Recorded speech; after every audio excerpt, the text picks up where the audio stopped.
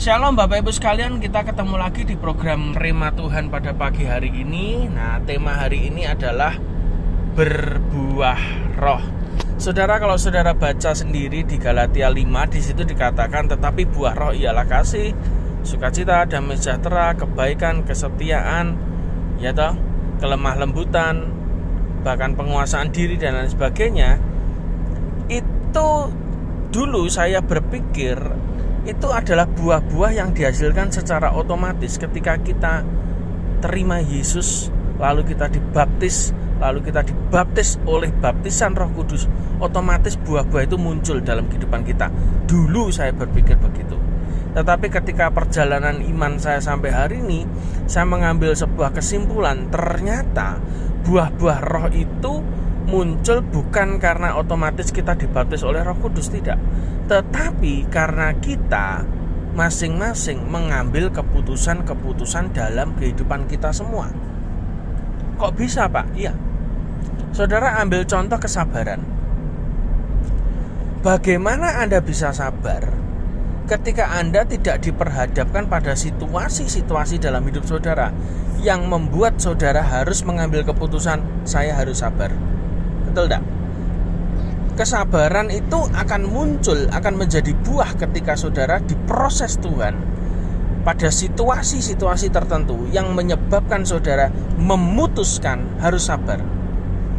Jadi fungsi Roh Kudus itu apa? Roh Kudus itu fungsinya adalah membawa kita kepada proses Tuhan sehingga saudara dan saya berbuah. Oke? Contoh paling gampang adalah Yesus. Ketika dia puasa, dia digoda setan, ya toh. Nah, Tuhan itu digoda seperti itu memunculkan kualitas yang sebenarnya. Proses itu ketika Roh Kudus membawa Tuhan kepada pencobaan itu pada saat dia puasa, maka secara manusiawi Tuhan memberi contoh kepada kita bahwa kalau engkau ingin berbuah, maka engkau harus melewati proses ujian, godaan, maka saudara akan lulus. Makanya puasa itu tidak melulu tentang kita tidak makan atau tidak minum, tidak. Tetapi tentang ketika kita mengambil keputusan-keputusan di kondisi kita yang sulit, tetapi kita tetap turut firman Tuhan. Oke, sama. Buah roh itu sebetulnya proses. Kalau saudara perhatikan, ada bapak, ada ibu menikah, ya toh, mereka punya hati satu dengan yang lain, maka buah hati mereka disebut sebagai anak. Ya, anak itu disebut buah hati. Kenapa?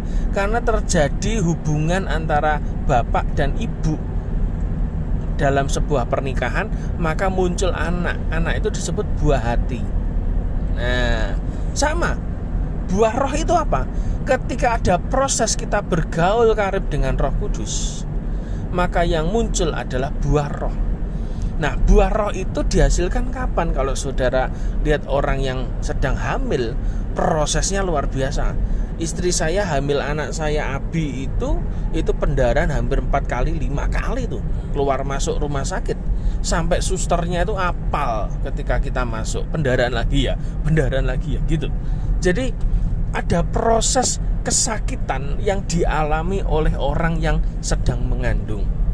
Nah, gereja Tuhan itu adalah mempelai wanita, kita yang mengandung. Makanya kalau kita bergaul karib dengan Roh Kudus, maka kita akan menghasilkan buah roh. Ya kan? Sama, orang hamil itu ada prosesnya. Orang melahirkan itu ada proses yang menyakitkan. Itu pun juga sama. Saudara akan menghasilkan buah roh ketika saudara diperhadapkan pada keputusan-keputusan yang kadang sulit, secara daging itu menyakitkan. Nah, Bapak Ibu sekalian, ini adalah satu cara satu-satunya untuk saudara bisa berbuah di dalam Tuhan. Buah roh itu muncul. Contoh saja misalnya buah kasih. Bagaimana Anda bisa mendapatkan kasih? Bukan serta-merta setelah Anda dibaptis Roh Kudus, tidak. Tapi pada waktu Anda benar-benar bergaul karib dengan Roh Kudus, sampai di kehidupan nyata Anda diperhadapkan dengan orang-orang yang menjengkelkan, yang membuat Anda memutuskan saudara tetap mengasihi orang itu atau saudara membenci orang itu. Dan ketika Anda tetap memutuskan mengasihi orang itu, maka buah roh Anda muncul. Ya toh?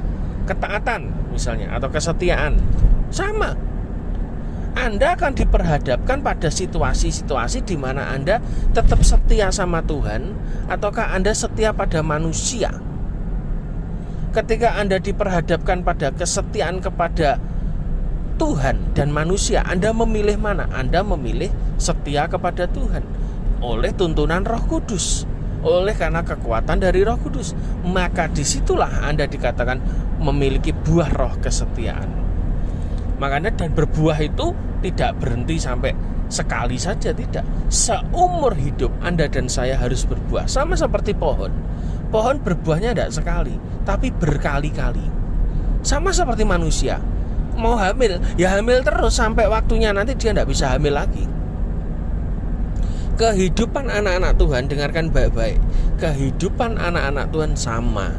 Anda itu bisa berbuah kalau Anda bergaul karib dengan Roh Kudus, tetapi tidak berhenti sampai bergaul karib tok, ya toh, tetapi ada kasih yang mengikat.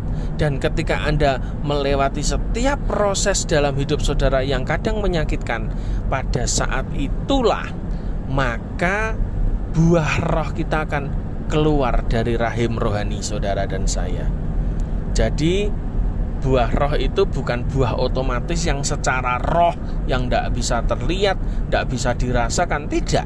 Itu buah-buah yang nyata, yang bisa kita sentuh, yang bisa kita alami, yang bisa dirasakan oleh orang lain. Anda berbuah di sana. Nah, Bapak Ibu sekalian, saat ini kalau Anda sedang menghadapi proses apapun dalam hidupmu, pertanyaan saya cuma satu, jangan-jangan itu adalah proses Tuhan, di mana saudara harus memutuskan. Dan ketika Anda memutuskan sesuai dengan firman Tuhan, maka buah roh itu akan muncul dalam hidup saudara. Jadi jangan takut dengan proses, jangan takut dengan apapun, karena proses itu harus kita lalui. Ya, belajar setia kepada Tuhan, belajar untuk berjalan dengan Roh Kudus, belajar untuk berani melangkah dengan Tuhan, maka saudara akan mengalami buah-buah roh. Dan buah itu tidak dinikmati sendiri loh. Buah itu dinikmati oleh orang-orang yang ada di sekitar kita semua. Tuhan Yesus memberkati.